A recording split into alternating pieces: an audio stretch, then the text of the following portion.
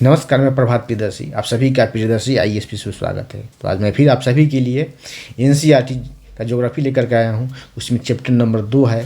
पिछले कक्षा में मैंने चैप्टर नंबर 1 करवाया था, अध्याय 1 करवाया था, जिसका नाम था सौर मंडल में पृथ्वी। तो आज चैप्टर नंबर 2 होगा, उसका नाम है ग्लोब, अक्षांश एवं देशांतर। चलिए स्टार्ट करते हैं। इससे पहले मेरे चैनल पर आप नए हैं तो पहले सब्सक्राइब करें, बेल आइकन प्रेस करें, जिससे कि आपको नोटिफिकेशन मिलता रहे। और चलिए स्टार्ट करते हैं। यहाँ देखिए, चैप्टर का नाम है ग्लोब, अक्षांश एवं देशांतर। तो पहले जाने कि ग्लोब क्या होता है। ग्लोब जो है पृथ्वी का एक प्रतिरूप कह सकते हैं इसे। ग्लोब पृथ्वी का एक लघु रूप है, छोटा रूप है या प्रतिरूप है, ठीक है, जिसे हम पृथ्वी की तरह दिखलाते हैं। इसे अक्षांश, देशांतर, कोई भी देश का लोकेशन दिखलाना हो, स्थिति दिखलाना हो, पहाड़ पठार, नदी सागर, तो सभी का हम उस पर उसकी स्थिति दिखलाते हैं, ठीक है। तो क्या है, एक लघु रूप है, एक प्रोटोटाइप है, ठीक है। ग्लोब पृथ्वी का एक लघु रूप है। क्या है, यही ग्लोब दिख रहा है ना, ये तो यही ग्लोब है। ये पृथ्वी की तरह ही दिखता है, तो इसे पृथ्वी का लघु रूप कहा जाता है, ठीक है। और वास्तविक लघु रूप में एक वास्तविक प्रतिरूप है, जिस तरह से पृथ्वी है उसी तरह से, इसलिए कहा था वास्तविक प्रतिरूप। प्रतिरूप मतलब उसका फोटो, उसका नकल, तो उसी तरह का है, जिस तरह से पृथ्वी है उसी तरह का है, ठीक है। और अक्षांश, अक्षांश सेकेंड है अक्षांश। तो क्या है अक्षांश का, इसे कहते हैं अक्षांश। तो क्या विषुवत वृत्त से ध्रुव तक, यहाँ देखिए ये है विषुवत वृत्त है, आगे देखिए ये है विषुवत वृत्त, आगे वाले में देखते हैं, इसमें क्लियर है। ये है, इसका नाम है डॉट डॉट, ये है विषुवत वृत्त। और विषुवत वृत्त से ध्रुव तक 2 ध्रुव होता है, उत्तर ध्रुव और दक्षिण ध्रुव। और ऊपर वाला जो होता है, कोई भी आप डायग्राम बनाते हैं, मैप है, तो ऊपर जो होता है उत्तर होता है और नीचे जो होता है दक्षिण होता है। तो ये हो गया उत्तर ध्रुव। तो विषुवत वृत्त से ध्रुव तक, विषुवत वृत्त से ध्रुव तक स्थित सभी समानांतर वृत्तों को अक्षांश कहते हैं, ऐसे या समानांतर करते हैं। देखिए ये क्या है, इस दोनों के बीच की दूरी सभी जगह समान होगी। तो क्या है, इस दोनों के बीच की दूरी सभी जगह समान होगी। तो ये क्या है, एक समानांतर रेखा है। क्या है, समानांतर रेखा है। समानांतर रेखा का मतलब होता है, उसका परिभाषा होता है, आप पढ़े होंगे रेखा गणित में, 2 ऐसी रेखाएं जो कहीं नहीं मिले वो, और उसके बीच की दूरी हमेशा समान रहे और कहीं नहीं मिले तो समानांतर रेखाएं कही जाती है। क्या, विषुवत वृत्त से ध्रुव तक सभी समानांतर रेखाएं जो है, या समानांतर वृत्त जो है अक्षांश कहलाता है। क्या कहलाता है, अक्षांश कहलाता है, ठीक है। और दूसरा क्या है इसमें, देशांतर। देशांतर देखिए क्या है, देखिए ये यहाँ ज़्यादा क्लियर, देखिए उत्तर ध्रुव को दक्षिण ध्रुव से जोड़ने वाली रेखा जो है देशांतर कहलाती है, देशांतर रेखा कहलाती है। क्या कहलाती है, देशांतर रेखा। चलिए तो अब आगे बढ़ते हैं। इतना बता दिया कि आपको ग्लोब, अक्षांश और देशांतर। चलिए, इसमें बोल रहा है, पिछले अध्याय में आप पढ़ चुके हैं कि हमारी पृथ्वी गोलाकार नहीं है। पहले ये जाने कि पृथ्वी क्या है, गोलाकार नहीं है। उत्तर ध्रुव और दक्षिण ध्रुव दोनों ध्रुव पर थोड़ी सी चपटी हुई है। पिछले अध्याय में आप पढ़ चुके हैं कि हमारी पृथ्वी गोलाकार नहीं है, या उत्तर एवं दक्षिण ध्रुव पर थोड़ी चपटी है, मध्य में थोड़ी उभरी हुई है, मध्य में थोड़ी सी उभरी हुई है। ये जो है विषुवत वृत्त के पास उभरी हुई है, मध्य में उभरी हुई। देखिए यहाँ चपटी है, यहाँ चपटी है और यहाँ चपटी है, और इस जो है मध्य में, मध्य भाग हो गया इसका, तो यहाँ उभरी हुई है, ठीक है। क्या आप कल्पना कर सकते हैं कि यह कैसी दिखती है? इस संबंध में जानकारी प्राप्त करने के लिए आप अपनी कक्षा में सावधानी पूर्वक ग्लोब को देखिए। ग्लोब पृथ्वी का एक लघु रूप है। क्या है ग्लोब, क्या यहाँ भी लिखा है, ग्लोब जो है पृथ्वी का एक लघु रूप है, एक छोटा रूप है उसका, ठीक है, उसका छोटा एक प्रतिरूप है। चलिए, और ये वास्तविक स्वरूप में है, ये भी नहीं कि अवास्तविक है, ये उसके वास्तविक स्वरूप में, जिस तरह से पृथ्वी दिखता है उस तरह से बनाया गया है, ठीक है। ग्लोब विभिन्न प्रकार एवं आकार के होते हैं, विभिन्न, बड़े भी होते हैं, छोटे भी होते हैं, बड़े होते छोटे होते हैं। स्थानीय से एक स्थान से दूसरे स्थान पर ग्लोब बड़े ग्लोब जो आसानी से एक स्थान से दूसरे स्थान पर नहीं ले जाए जा सकते, पॉकेट में रखने योग्य छोटे ग्लोब या गुब्बारे जैसे ग्लोब जिसमें हवा भरी जा सकती है, आसानी से एक स्थान से दूसरे स्थान पर ले जा सकते। चलिए आगे बढ़ते हैं। ग्लोब स्थिर नहीं होता है। क्या होता है? स्थिर नहीं होता है। इसे उसी प्रकार घुमाया जा सकता है जैसे कुम्हार का पहिया या लट्टू खेले होंगे, या कुम्हार का पहिया जिस पर कि मिट्टी का बर्तन बनाता है कुम्हार। ठीक है। ग्लोब पर देशों, महाद्वीपों, महासागरों को उनके सही आकार में दिखाया जाता है। पृथ्वी के समान किसी ग्लोब पर किसी बिंदु की स्थिति का वर्णन करना कठिन है। ठीक है। अब यह प्रश्न उठता है कि इस पर किसी स्थान की स्थिति कैसे बनाई जा सकती है। देखिए आप लोग 9th-10th में बनाए होंगे, ग्राफ पेपर बना पाओ, उस पर मैथ्स में ग्राफ पेपर का क्वेश्चन आता है। ठीक है। तो वहाँ किसी स्थान का जो होता है लोकेशन दिखलाने के लिए आपको एक्स और वाई दोनों एक्सिस का कटिंग पॉइंट दिखलाया जाता है। ठीक है, एक्स और वाई। ठीक है। तो वही पॉइंट जो है उसका लोकेशन होता है। उस तरह ही देखें यहाँ क्या है, आप देखेंगे कि एक सुई ग्लोब में झुकी हुई अवस्था में स्थित होती है। एक सुई जो है जिसे अक्ष कहते हैं, यहाँ देखें, इसे ही अक्ष कहते हैं। ये जो सुई है अंदर की, अब अंदर का दिख नहीं रहा, तो यही सुई अक्ष कहलाता है। क्या कहलाता है? अक्ष कहलाता है, इसका एक्सिस कहलाता है। ग्लोब पर दो बिंदु जिनसे होकर सुई गुजरती है उत्तर एवं तथा दक्षिणी ध्रुव है। ठीक है। हाँ देखें, ग्लोब पर दो बिंदु जिससे होकर सुई गुजरती है उत्तर तथा दक्षिणी ध्रुव है। देखिए ये सुई है, ये सुई गुजर रही है दक्षिणी ध्रुव और ये हो गया उत्तरी ध्रुव। ऊपर वाला हिस्सा जो होगा क्या होगा? उत्तर दिशा होगा। मैप में जब देखेंगे किसी भी मैप में तो ये बाय डिफ़ॉल्ट माना गया है कि ऊपर वाला हिस्सा जो होता है उत्तर होता है, नीचे वाला दक्षिण होता है। तो उत्तर ध्रुव और नीचे का दक्षिण ध्रुव।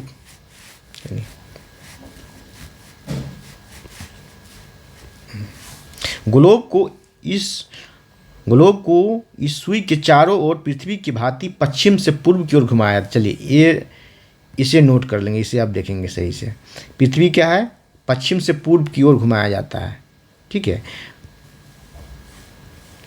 जब ग्लोब पृथ्वी का प्रतिरूप है, ग्लोब को पश्चिम से पूर्व की ओर घुमाया जाता है, इसका मतलब है कि पृथ्वी भी पश्चिम से पूर्व की ओर घूमती है। पश्चिम से पूर्व की ओर और एंटी क्लॉकवाइज डायरेक्शन में, वामावार, घड़ी की सुई के विपरीत दिशा में,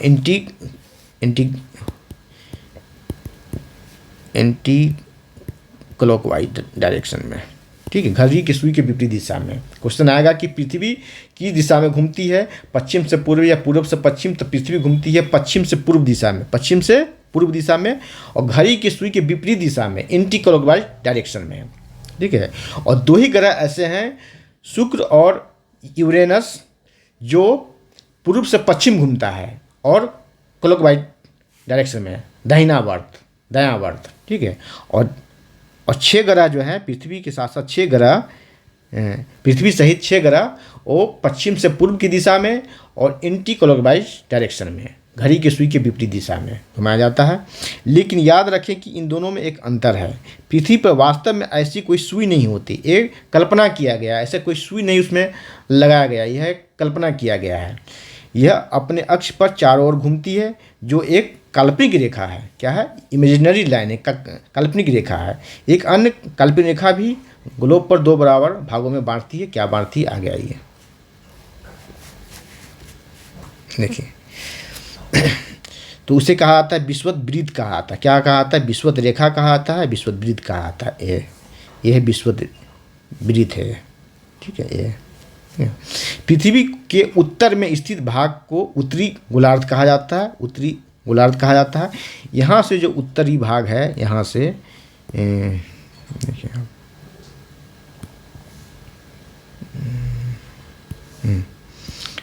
ये जो भाग है, ये उत्तरी गोलार्ध है। कौन सा गोलार्ध है? उत्तरी गोलार्ध। ठीक है, उत्तरी गोलार्ध। ठीक है। विषुवत वृत्त हो गया ये। विषुवत वृत्त से उत्तरी भाग जो हो गया वो हो गया उत्तरी गोलार्ध, और विषुवत वृत्त से जो दक्षिणी भाग हो गया वो हो गया दक्षिणी गोलार्ध। हो गया दक्षिणी गोलार्ध। तो ये है दक्षिणी गोलार्ध का हिस्सा, ठीक है, दक्षिणी गोलार्ध। दक्षिणी वाले आधे भाग को कहा जाता है दक्षिणी गोलार्ध। ये दोनों बराबर के आधे भाग होते हैं, दोनों बराबर बराबर होते हैं। विषुवत वृत्त पृथ्वी पर एक काल्पनिक वृत्त है। ये भी क्या है, एक काल्पनिक वृत्त है, कोई यहाँ पर लाइन नहीं खींची गई है, ये एक काल्पनिक वृत्त है, ठीक है। एवं पृथ्वी पर विभिन्न स्थानों की स्थिति बताने का सबसे महत्वपूर्ण संदर्भ बिंदु क्या है, रेफरेंस पॉइंट है। क्या कहते हैं, रेफरेंस पॉइंट, संदर्भ बिंदु है। विषुवत वृत्त से ध्रुव तक स्थित सभी समानांतर वृत्तों को अक्षांश कहते हैं। यही अक्षांश की परिभाषा है, ठीक है। यहाँ देखें, विषुवत वृत्त से ये है विषुवत वृत्त, और इसे समानांतर जितनी रेखाएं हैं, इसमें यहाँ देखिए क्या बता रहा है। विषुवत वृत्त से ध्रुव तक, विषुवत चलिए विषुवत वृत्त से यह है विषुवत वृत्त, यहाँ से चलते हैं ध्रुव की ओर।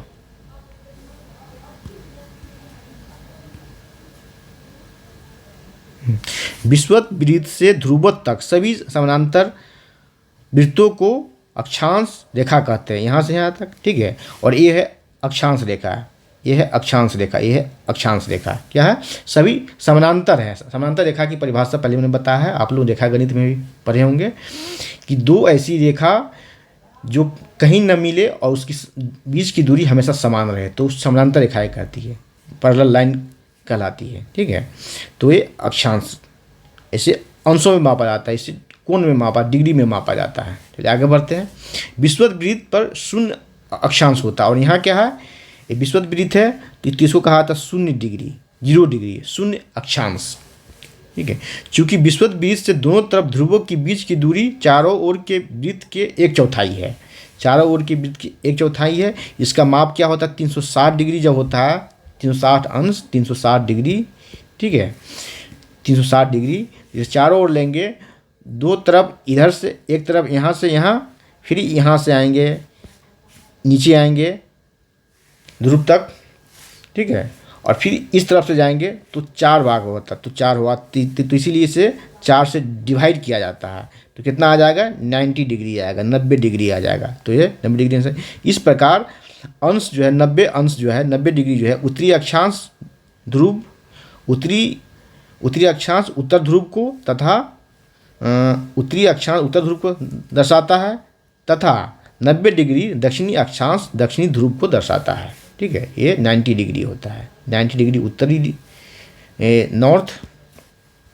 नॉर्थ, और यहाँ आ जाएगा आपको नीचे 90 डिग्री साउथ, ठीक है। इस प्रकार विषुवत वृत्त के उत्तर की सभी समानांतर रेखाओं को उत्तरी अक्षांश कहा जाता है। सभी को कहा उत्तरी अक्षांश। इस प्रकार विषुवत वृत्त के उत्तर के सभी समानांतर रेखाओं को उत्तरी अक्षांश कहा जाता है। तथा विषुवत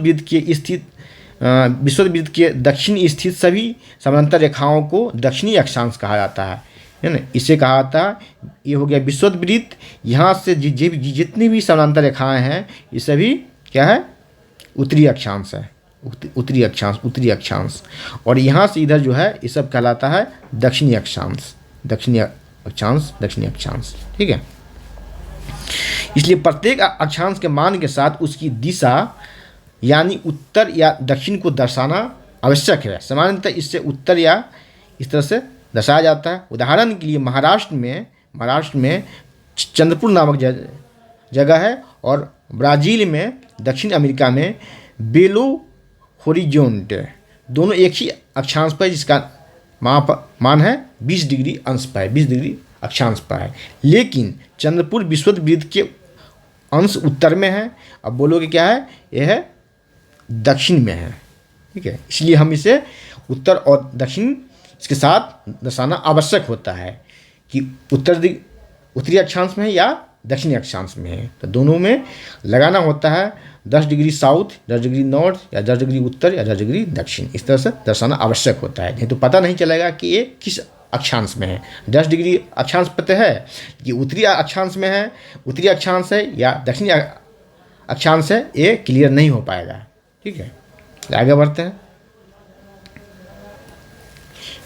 हैं।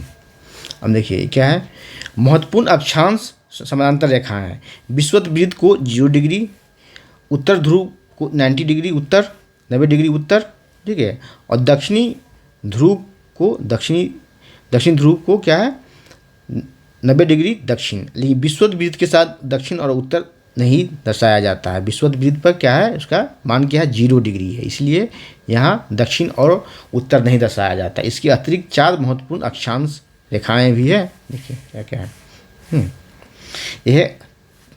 ये तो होगा आपका विषुवत रेखा, ये 0 डिग्री मान होता है इसका, ठीक। इसके साथ दक्षिण और उत्तर नहीं दर्शाया जाता है। उसके आगे क्या है, इसके 23.5 डिग्री उत्तरी अक्षांश, इसको कहा था कर्क रेखा, कहा था क्या, कर्क रेखा, ठीक है। और यहाँ है 66.5 डिग्री उत्तरी, इसको कहा था उत्तर ध्रुव वृत्त है, ठीक है।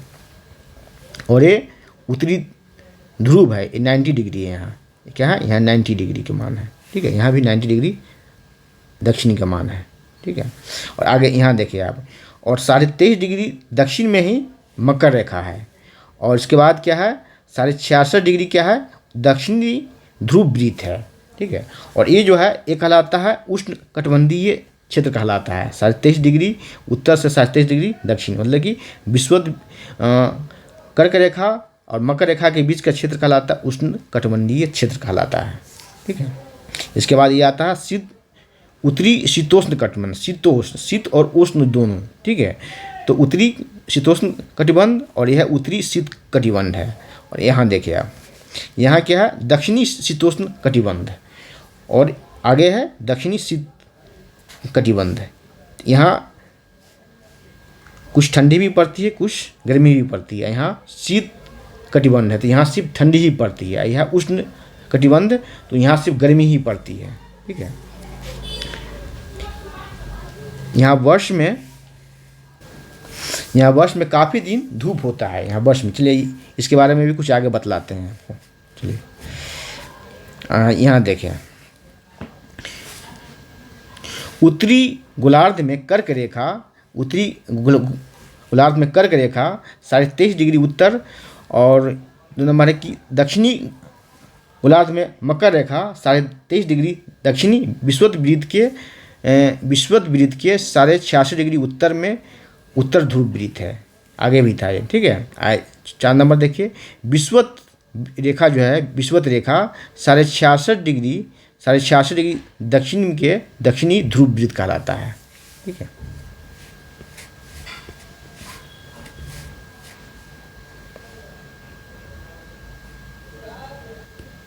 यहाँ देखिए, यहाँ ध्यान से देखिए क्या है, पृथ्वी के ताप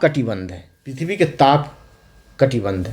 तो कर्क रेखा एवं मकर रेखा के बीच सभी अक्षांशों पर सूर्य वर्ष में एक बार दोपहर में सिर के ठीक ऊपर होता है। कहाँ, तो कर्क रेखा और मकर रेखा के बीच में। इसीलिए इस क्षेत्र में सबसे अधिक ऊष्मा क्या होती है, प्राप्त होती है। इसे कहते हैं उष्ण कटिबंध कहते हैं। इसीलिए भारत सरकार, भारत और फ्रांस ने मिलकर के इंटरनेशनल सोलर अलायंस एक गठबंधन बनाया है, अंतर्राष्ट्रीय सौर गठबंधन, ठीक है। तो इसमें क्या है, कर्क रेखा और मकर रेखा के बीच में वर्ष के काफ़ी दिनों सूर्य की ऊष्मा प्राप्त होती है, सूर्य की ऊर्जा प्राप्त होती है, धूप प्राप्त होता है। तो सोलर एनर्जी प्राप्त करने के लिए एक गठबंधन बना, एक अलायंस बना, जिसका हेडक्वार्टर गुरुग्राम में है। कहाँ, ये देखिए गुरुग्राम में।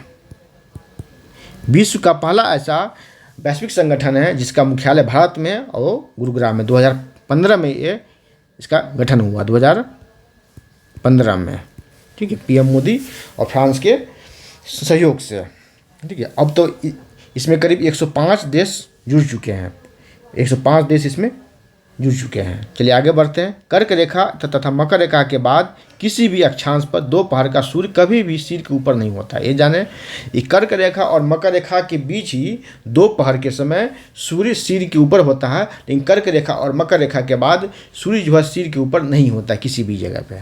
यही इसका कहना है।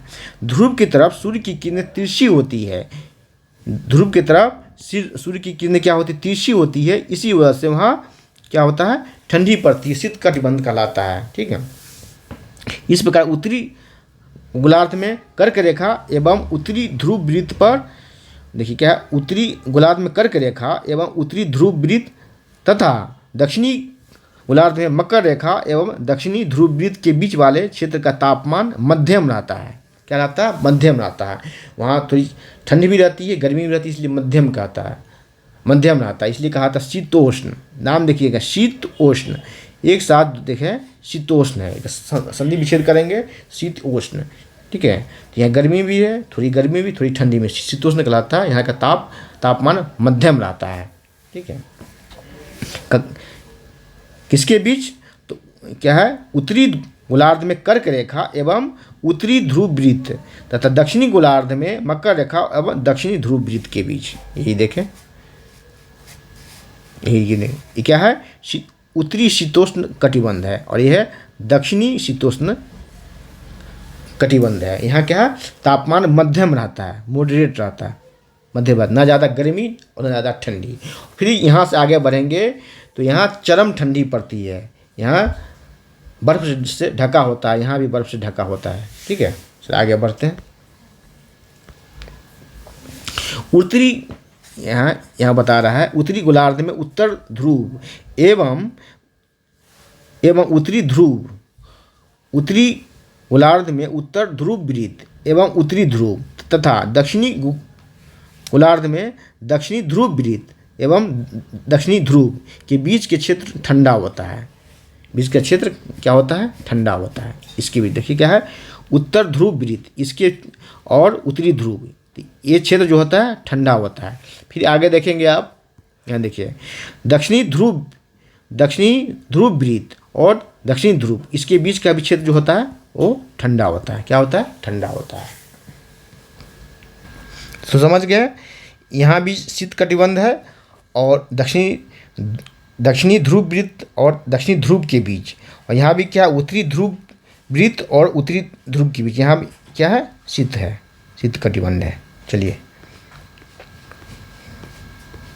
और देखिए, तो इसलिए ये क्या है, शीत कटिबंध है। चलिए आगे बढ़ते हैं। अब कह रहा है कि देशांतर क्या होता है, देशांतर के बारे में जानते हैं हम। देशांतर के बारे में, देशांतर रेखा जो है, देशांतर जो है उत्तर ध्रुव और दक्षिण ध्रुव को मिलाने वाली, उत्तर ध्रुव और दक्षिण ध्रुव को जोड़ने वाली जो है एक संदर्भ रेखा, एक काल्पनिक रेखा को देशांतर कहा जाता है। क्या कहा जाता है? देशांतर कहा जाता है, ठीक है, देशांतर कहा जाता है।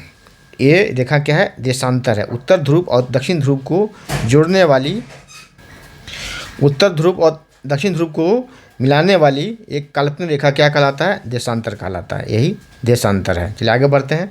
किसी स्थान की स्थिति को बताने के लिए उस स्थान को अक्षांश के अतिरिक्त और जानकारियों की आवश्यकता होती है। मैंने पहले ही बताया है कि आप ग्राफ पर क्वेश्चन बनाते हैं, मैथमेटिक्स का ग्राफ पेपर दिया जाता है आपको, तो वहाँ एक्स और वाई एक्सिस जो होता है, एक्स एक्सिस और वाई एक्सिस, ठीक है, किसी स्थान का लोकेशन बताना है, ठीक है, तो दोनों एक्सिस यहाँ लिखा आता है, एक्स और वाई लिखा आता है, ठीक है, इस तरह से लिखा आता है।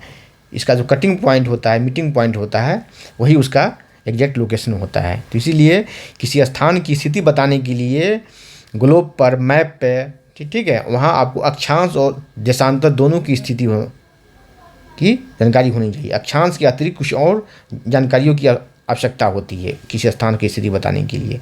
आप देख सकते हैं कि प्रशांत महासागर में स्थित टैगा, चलिए टैगा, टोंगा, ठीक, क्वेश्चन यहाँ से भी आ सकता है कि टोंगा द्वीप किस महासागर में है? तो टोंगा द्वीप कहाँ है? प्रशांत महासागर में। और हिंद महासागर में स्थित मॉरिशस द्वीप एक ही अक्षांश पर है। कितना पर है? 20 डिग्री दक्षिणी अक्षांश पर है स्थित है। इसकी सही स्थिति जानने के लिए यह पता करना होगा कि उत्तर ध्रुव को, तो क्या है, हिंद महासागर जो है, प्रशांत महासागर में एक टोंगा द्वीप है और हिंद महासागर में एक द्वीप का नाम है मॉरिशस, ठीक है, दोनों एक ही अक्षांश पर है। अक्षांश का मान कितना है? 20 डिग्री दक्षिणी अक्षांश पर स्थित है। इसकी सही स्थिति जानने के लिए यह पता करना होगा कि उत्तरी ध्रुव को उत्तर ध्रुव को दक्षिण ध्रुव से जोड़ने वाली संदर्भ रेखा पूर्व या पश्चिम की ओर इन स्थानों की दूरी कितनी है। ठीक है, इन संदर्भ रेखाओं को देशांतरीय यामत्तर कहते हैं। क्या कहते हैं? देशांतरीय यामत्तर कहते हैं। चलिए, उनके बीच की दूरी को देशांतर के अंशों में मापा जाता है। प्रत्येक अंश को मिनट में तथा मिनट को सेकंड में विभाजित किया जाता है।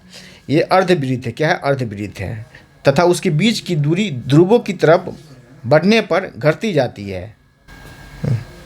क्या है कि यह अर्धवृत्त है। इसके बीच की दूरी ध्रुवों की तरफ बढ़ने पर घटती जाती है एवं ध्रुवों पर शून्य हो जाती है, जहाँ देशांतरीय या मतलब आपस में मिलती है। ठीक है, यहाँ देखिए कह रहा है इसकी बीच की दूरी, यहाँ ध्यान दें, क्या है इसकी, उनके बीच की दूरी जो है, बीच की दूरी ध्रुव की तरफ बढ़ने पर घटती जाती है एवं ध्रुवों पर शून्य हो जाती है।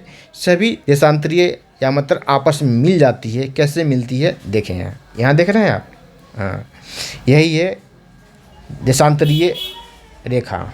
ठीक है, अब देखिए यहाँ से बढ़ रहे हैं आगे ध्रुव की तरफ जाने पे क्या हो रहा है। देखें ध्रुव की तरफ जाने पे ये है और ये है दोनों। चलिए, तो क्या है इसकी बीच की दूरी जो है, इसकी बीच की दूरी घटते जा रही है और यहाँ पर शून्य हो जाती है और आपस में मिल जाती है। इसी तरह से कोई भी दो देशांतरीय जो रेखा है या मत्तर है, उसकी बीच की दूरी ध्रुव की तरफ जाने पे घटती जाती है। देखिए घट रही है, दूरी घट रही है और यहाँ पर जाते जाते शून्य हो जाती है और आपस में मिल जाती है। यही इसका कहना है और कुछ नहीं है। ठीक है, अक्षांश देखिए, अक्षांश समानांतर रेखाओं से भिन्न सभी देशांतरीय या मत्तर की लंबाई समान होती है।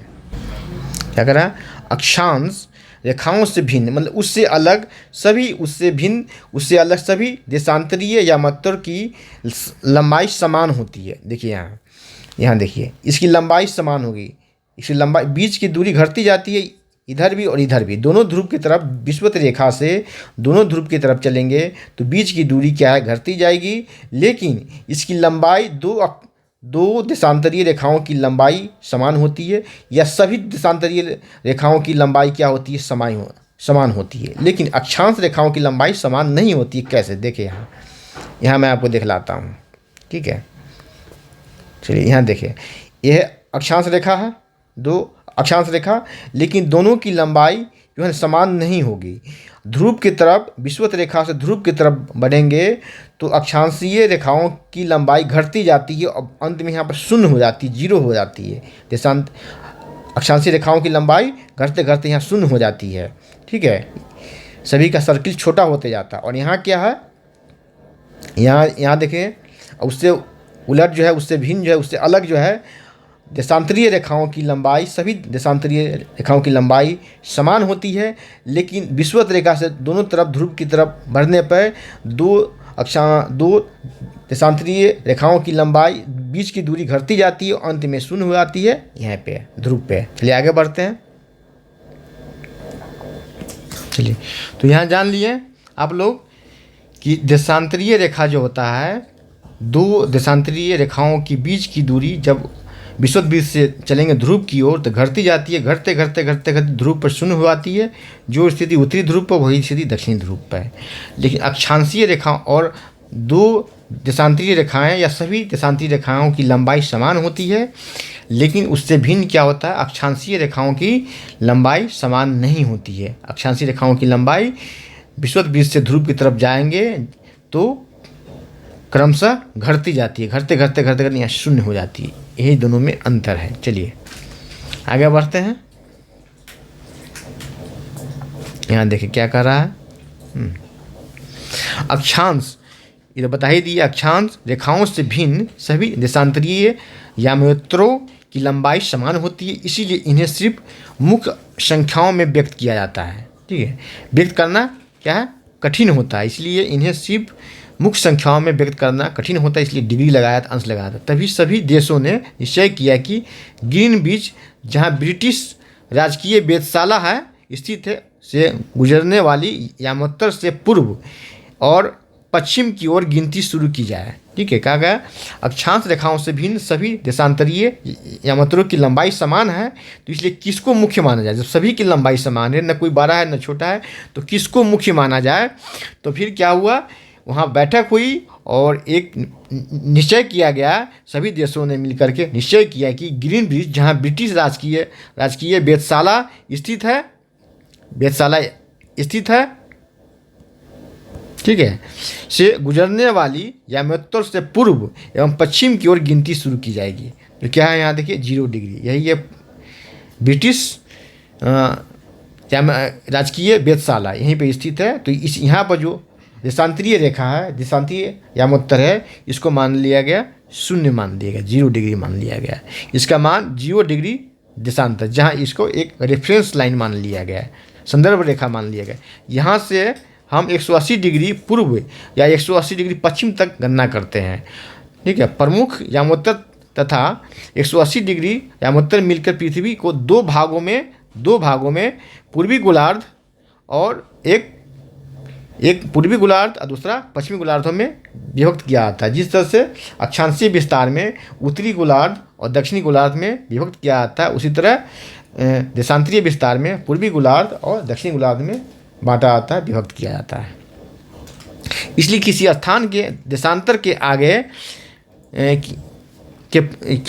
इसीलिए किसी देशांतर के आगे पूर्व के लिए अक्षर ए लगाया जाता है और पश्चिम के लिए अक्षर प लगाया जाता है, उपयोग करते हैं। यह जानना रोचक होगा कि 180 डिग्री पूर्व और 180 डिग्री पश्चिम यामात्रो एक ही रेखा पर है। देखिए यहाँ जो है, ये जो है रेखा है, यहाँ पर दोनों मिल जाता है, 180 डिग्री पूर्व और 180 डिग्री पश्चिम जो है दोनों एक ही रेखाओं पर है। ठीक है, स्थित है। अब ग्लोब पर अक्षांश समानांतर रेखाओं एवं देशांतरीय यामात्रों के द्वारा बनी ग्रिड को देखें।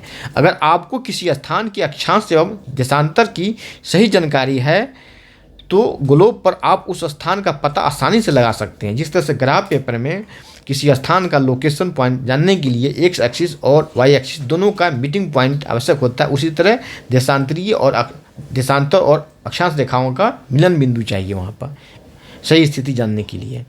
उदाहरण के लिए असम में ढिब्रू चाहे 26 डिग्री उत्तरी अक्षांश पर एवं 90 डिग्री पूर्वी देशांतर पर स्थित है। उस बिंदु को देखें जहाँ ये दोनों रेखाएं एक दूसरे को काटती है।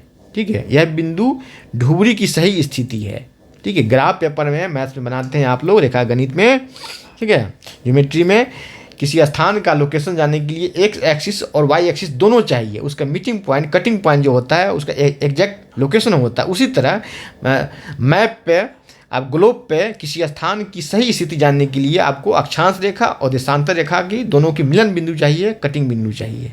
ठीक है, इसको समझने के लिए कागज पर समान दूरी वाली क्षैतिज और ऊर्ध्वाधर हॉरिजॉन्टल और वर्टिकल रेखाएं खींचिए। ऊर्ध्वाधर रेखाओं की संख्या 1 2 3 4 से तथा क्षैतिज रेखाओं को क ख ग अंग से अक्षरों से व्यक्त करें। जिन बिंदुओं पर ऊर्ध्वाधर एवं क्षैतिज रेखाएं एक दूसरे को काटती है वहाँ कुछ छोटे वृत्त खींचिए। इन छोटे वृत्तों को अ ब स द नामों से व्यक्त कीजिए। मान लीजिए ध्रुव, चलिए देखते हैं क्या है।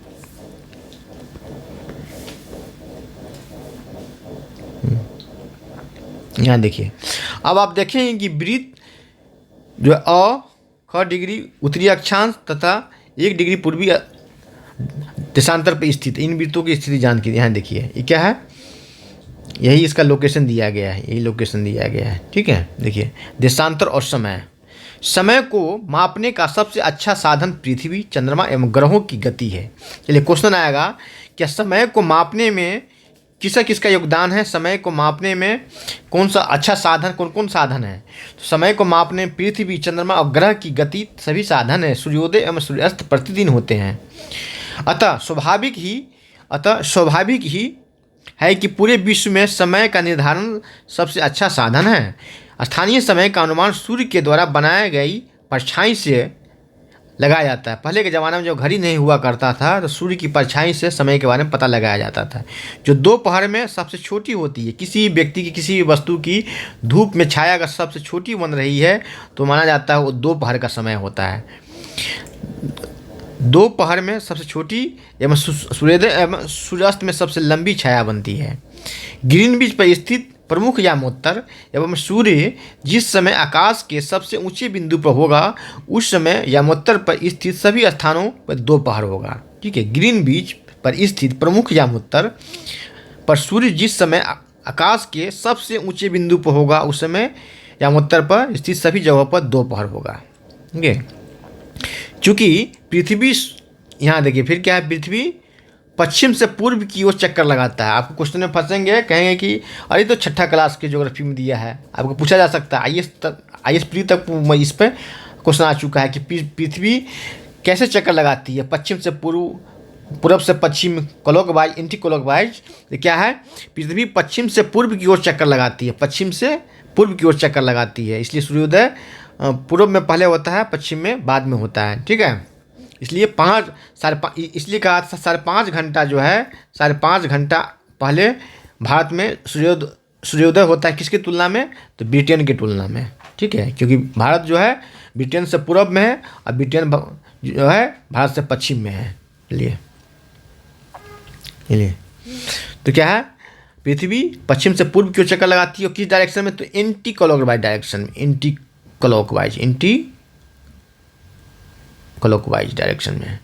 6 ग्रह जो है वो एंटी क्लॉकवाइज डायरेक्शन में पश्चिम से पूर्व की दिशा में चक्कर लगाती है, और 2 ग्रह जो है पूर्व से पश्चिम और क्लॉकवाइज डायरेक्शन में। कौन कौन है, तो शुक्र है और यूरेनस है। ठीक है, सूर्य से दूरी के अनुसार दूसरा और अंतिम में सेकेंड लास्ट। ठीक है, सेकेंड लास्ट मतलब कि अंतिम से पहले एक जो है, दोनों जो है पूर्व से पश्चिम, शुक्र और यूरेनस चक्कर लगाती है और क्लॉकवाइज डायरेक्शन में, घड़ी की सुई की दिशा में। ठीक है, अतः में स्थान जो ग्रीनविच के पूर्व में है उनका समय ग्रीनविच समय से आगे होगा, जो पश्चिम में उसका मान पीछे होगा। ठीक है, उसका मान पीछे होगा। समय के अंतर की दर की गणना निम्नलिखित विधि से की जा सकती है।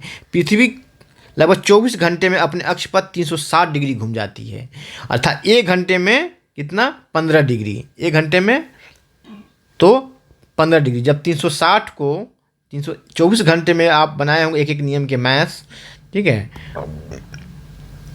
तो 360 में 24 घंटे में, 24 घंटे में 360 डिग्री।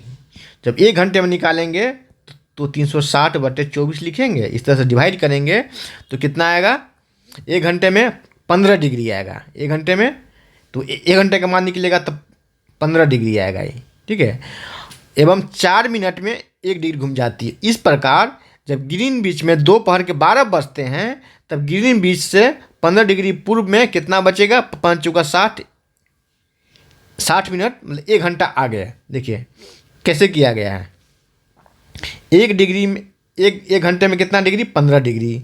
ठीक है, 15 डिग्री, और 4 मिनट में 1 डिग्री घूम जाता है। तो कह रहा है कि 15 डिग्री पूर्व में होगा तो 15 गुने 4 से गुना किया गया। ठीक है, क्योंकि 1 घंटे में 15 डिग्री और 1 मिनट में 4 मिनट में 1 डिग्री, तो यहाँ 15 में 4 से गुना करेंगे तो 60 हो जाएगा। 60 मिनट क्या होता है, 1 घंटे होता है। इसलिए ग्रीनविच के समय से 1 घंटे क्या होगा, आगे होगा, अर्थात यहाँ दोपहर का 1 बजेगा। लेकिन ग्रीनविच से 15 डिग्री पश्चिम का जो समय है, इस तरह का समय निकालने भी आता था। आप 2012 से पहले आईएएस का क्वेश्चन देखेंगे तो इस पर क्वेश्चन आता था। ठीक है, इस तरह का क्वेश्चन इस पर कई बार आ चुका है। ठीक है, आईएएस में भी। लेकिन ग्रीनविच से 15 डिग्री पश्चिम का समय ग्रीनविच से 1 घंटे पीछे होगा, यानी सुबह का कितना होगा, 11 बजे होगा। इसी प्रकार जब ग्रीनविच पर दोपहर के 12 बजे होंगे तो उस समय 180 डिग्री पर मध्य रात्रि होगी। 180 डिग्री पर, क्योंकि ग्रीनविच का समय कितने अंश में है, 0 डिग्री अंश में है। ठीक है, तो यहाँ कितना होगा, मध्य रात्रि होगा, आधी रात होगा। ठीक है, देखिए, किसी भी स्थान पर सूर्य आकाश में अपने उच्चतम बिंदु पर होता है दोपहर में, उस समय घड़ी में 12 बजते हैं। किसी भी स्थान पर जब 12 बज रहे हैं तो समझ जाइए कि उस समय सूर्य उच्चतम स्थान पर या सूर्य उच्चतम स्थान पर है तो 12 बज रहे हैं। इस प्रकार घड़ी के द्वारा दिखाया गया समय उस स्थान का स्थानीय मान होता है। क्या हो? स्थानीय मान होता है। मानव समय के बारे में क्या जानते हैं? देखिए, अलग अलग यामोत्तर पर स्थित स्थानों के लिए स्थानीय मान में समय में अंतर होते हैं। ठीक है, उदाहरण के लिए बहुत से देशांतरों से गुजरने वाली रेलगाड़ियों के लिए समय सारणी तैयार करना कठिन होगा। भारत में गुजरात के द्वारिका, यहाँ देखिए द्वारिका, और असम के डिब्रूगढ़ के स्थानीय समय में लगभग कितना अंतर है? 1 घंटा 45 मिनट का। इस पर भी कई बार क्वेश्चन आ चुका है आपको। ठीक है, कि गुजरात के द्वारिका तथा असम के डिब्रूगढ़ या असम के डिब्रूगढ़ तथा गुजरात के द्वारिका के बीच कितने समय का अंतर है? तो 1 घंटे 45 मिनट का अंतर है। 1 घंटे 45 मिनट में द्वारिका में जो सुबह होगा उससे 1 घंटे 45 मिनट पहले वहाँ डिब्रूगढ़ में सुबह हो चुका होता है। यहाँ जो शाम होगा उससे पहले शाम हो चुका होता है। इसलिए आवश्यक है कि देश के मध्यम भाग से गुजरने वाली किसी यामोत्तर के स्थानीय समय को देश का मानक समय माना जाए, कि दोनों तरफ मैनेज हो सके। किसी एक तरफ दे देगा तो फिर ज़्यादा अंतर होगा, 5 घंटे 6 घंटे का अंतर हो जाएगा अगर बड़ा देश है तो। अगर विस्तार ज़्यादा है, उसका देशांतरीय अक्षांशीय विस्तार ज़्यादा होता है। इस यामोत्तर के रेखा के स्थानीय समय को पूरे देश का मानक समय बनाता है। भारत का मानक समय क्या है? तो भारत का मानक समय 82.5 डिग्री पूर्व, 82 डिग्री 30 मिनट पूर्व भारत का ये मानक समय है। ठीक है, और ये इलाहाबाद के पास नैनी से लिया गया है। ठीक है, यूपी में इलाहाबाद है। मानक समय माना गया। इस समय यामोत्तर का स्थानीय समय पूरे देश का मानक समय माना जाता है। इसे भारतीय का मानक समय कहा जाता है। ठीक है, अब देखिए क्या कर रहा है इसमें समझने के लिए। देखिए, कबीर भोपाल के निकट एक छोटे से नगर में रहता है। वो अपने मित्र आलोक से कहता है कि वे लोग आज रात्रि में नहीं सो पाएंगे। ऐसा क्यों? देखिए, भारत एवं इंग्लैंड के बीच एक क्रिकेट मैच में लंदन में 2 बजे अपराह्न 2 बजे मॉर्निंग में शुरू होगा। ठीक है, 2 बजे अपराह्न नहीं, 2 बजे दोपहर में शुरू होगा, अपराह्न है। ठीक है, अर्थात भारत के समय अनुसार ये शुरू होगा 7 बजे, शाम 7 बजे। भारत के समय शाम 7 बजे शुरू होगा। ठीक है, होगा देर रात्रि में समाप्त होगा। क्या आप जानते हैं कि भारत एवं इंग्लैंड के समय में कितना अंतर है? ठीक है, भारत और इंग्लैंड के समय में कितना अंतर है? भारत एवं ग्रीनविच के पूर्व 82 डिग्री पूर्व में स्थित है, जहाँ लगभग 5 घंटे 30 मिनट आगे है। 5 घंटे 30 मिनट है, 5.5 घंटे का अंतर है। ठीक है, तो ये शुरू होगा वहाँ 2 बजे दिन में, लेकिन भारत में हो जाएगा शाम में 7:30 बजे शाम में। और क्या 5.5 घंटे का अंतर है, लेकिन ख़त्म होगा तो क्या हो जाएगा? रात्रि तक चलेगा। इसीलिए लंदन में दोपहर के 2 बजे होंगे, तब भारत में शाम में 7:30 बजे होंगे, क्योंकि 5.5 घंटे का अंतर है। कुछ देशों का देशांतरीय विस्तार अधिक होता है, जिसके कारण वहाँ एक से अधिक मानक समय अपनाया जाता है। उदाहरण के लिए रूस में कितना है? सबसे अधिक मानक समय रूस में है, 11 मानक समय अपनाया गया है। पृथ्वी को अलग अलग छोटे 24 समय क्षेत्रों में बांटा गया है। और अमेरिका में जो है, कनाडा में 9 है। कितना है? कनाडा में 9 है, अमेरिका में 6 है, और सबसे ज़्यादा रसिया में कितना है? रूस में कितना है? 11 है।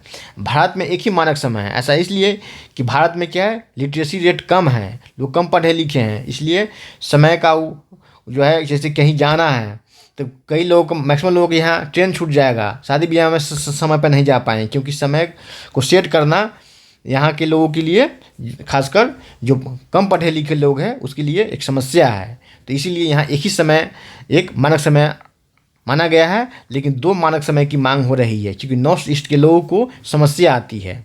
ठीक है, उस सुबह में मैं जो है ऑफिस के लिए निकलते हैं, जब वहाँ बहुत धूप हो चुकी होती, धूप निकल चुकी होती है। जब लौटते हैं तो टॉर्च लेकर निकलना पड़ता, शाम हो चुकी होती है। ठीक है, इसलिए ये भारत में भी कम से कम 2 समय मानक समय की मांग हो रही है। ठीक है, चलिए आगे बढ़ते हैं। आगे इतना ही है। चलिए इस पर कुछ क्वेश्चन है, वो देख लें आप। क्या देखिए तो नंबर है, इस पर तो लिखना है, क्वेश्चन लिखना, आंसर राइटिंग वाला है, इसे देखेंगे आप लोग। ठीक है। चलिए 2 नंबर है, इसमें है प्रमुख यामोत्तर का मान कितना है। तो प्रमुख यामोत्तर का मान जो है आपको 0 डिग्री है। क्या इसीलिए यहाँ पर इसके साथ पूरा पश्चिम नहीं लगता है। प्रमुख यामोत्तर का मान 0 डिग्री है। इससे पूर्व के लिए पूर्व, पश्चिम के लिए पश्चिम लिखा जाता है। शीत कटिबंध जिसके नज़दीक पाया जाता है वो क्या है, तो वह है ध्रुव है। शीत कटिबंध के नज़दीक ध्रुव है। देशांतरों की कुल संख्या कितनी है, तो देशांतरों की कुल संख्या 180 है। कितनी संख्या, 180, सॉरी 360। देशांतरों की कुल संख्या है 360। 380 पूर्व और 380 पश्चिम, तो टोटल हो गया 360, सॉरी 180 पूर्व 180 पश्चिम, टोटल हो गया 360। चलिए आगे बढ़ते हैं। दक्षिण ध्रुव वृत्त स्थित है, कहाँ से कहाँ तक स्थित है, तो यह राइट आंसर ये होगा आपको। दक्षिणी ध्रुव वृत्त जो है दक्षिणी गोलार्ध में स्थित है, और उत्तरी ध्रुव वृत्त तो उत्तरी गोलार्ध में। चलिए यह है ग्रिड किसका जाल है, तो ग्रिड किसका जाल है, तो ये अक्षांश रेखाओं एवं देशांतर यामोत्तरों का जाल है ग्रिड। खाली स्थानों को भर है।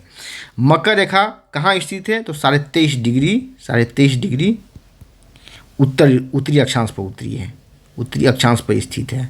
ठीक है। भारत का मानक यामोत्तर है कितना है, 82 डिग्री, क्या है, उत्तरी अक्षांश।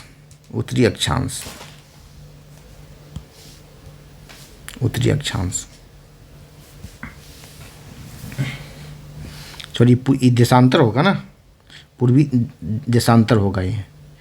82 डिग्री 82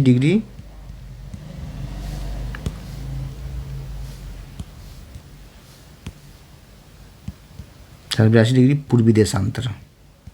चलिए आगे बढ़ते हैं। जीरो यामोत्तर को क्या कहा जाता है, तो विषुवत रेखा कहा जाता है। क्या कहा जाता है, ये विषुवत रेखा कहा जाता है।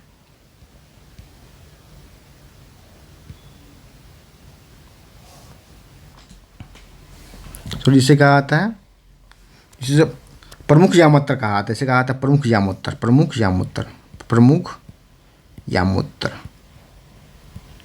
कहा जाता है। चलिए देशांतरों के बीच की दूरी की तरफ घटती जाती है। कहाँ, कब, जब बढ़ेंगे ध्रुवों की ओर। क्या आती है, घटती जाती है। उत्तर ध्रुव वृत्त उत्तरी गोलार्ध में स्थित है, उत्तरी गोलार्ध में, और दक्षिणी ध्रुव वृत्त दक्षिणी गोलार्ध में। तो आज इतना ही, फिर अगले वीडियो में मिलते हैं। चैनल पर आप नए हैं तो पहले सब्सक्राइब करें, बेल आइकन प्रेस करें, जिससे कि आपको नोटिफिकेशन मिलता रहेगा। जय हिंद।